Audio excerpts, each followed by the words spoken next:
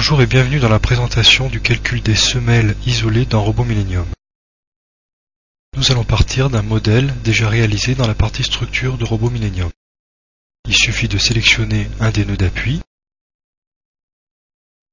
Vous pouvez aussi faire une sélection multiple, c'est-à-dire plusieurs nœuds d'appui. L'option se trouve dans les menus déroulants ou à partir d'un icône sur la barre d'outils. Vous vous retrouvez dans le bureau de définition des semelles.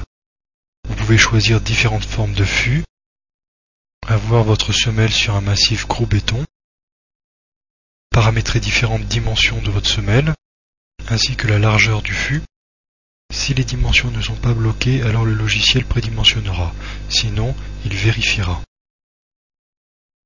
La semelle venant de la partie structure, toute la descente de charge est importée automatiquement dans le module semelle.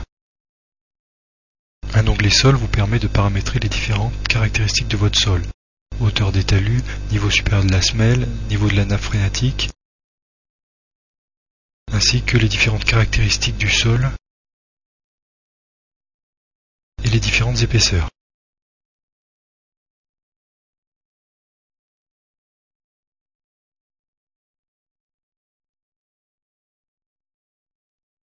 Des options de calcul et dispositions de ferraillage permettent de paramétrer le prédimensionnement effectué par le module semelle. Vous pouvez choisir les différentes vérifications à effectuer. Les caractéristiques du béton, le diamètre des barres pour les longitudinales et transversales. Vous pouvez aussi enregistrer ses préférences ou ses options de calcul. Lançons maintenant les calculs.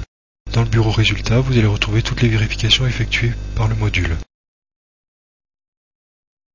Une représentation graphique vous permet de voir les différents diagrammes de contraintes sous la semelle pour les différents cas de charge. Vous pouvez ainsi vérifier la charge limite, la surface de contact, la stabilité au glissement, renversement, ainsi que le poinçonnement, cisaillement. Passons maintenant dans la partie ferraillage. Vous pouvez voir la génération des aciers longitudinaux et transversaux ainsi que les aciers du fût de la semelle. Une note de calcul complète peut être générée où vous y retrouvez toutes les informations nécessaires. Vous y trouverez notamment les vérifications ainsi que les combinaisons utilisées.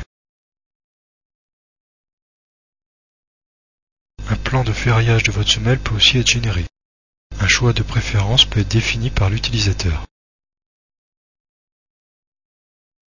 Vous pouvez ainsi demander à voir ou ne pas voir certains attributs.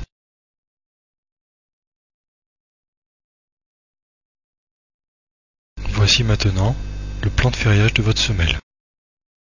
Sachez aussi que cette semelle, comme tous les modules d'exécution, peut être exportée automatiquement vers le module R4 ferraillage sous AutoCAD.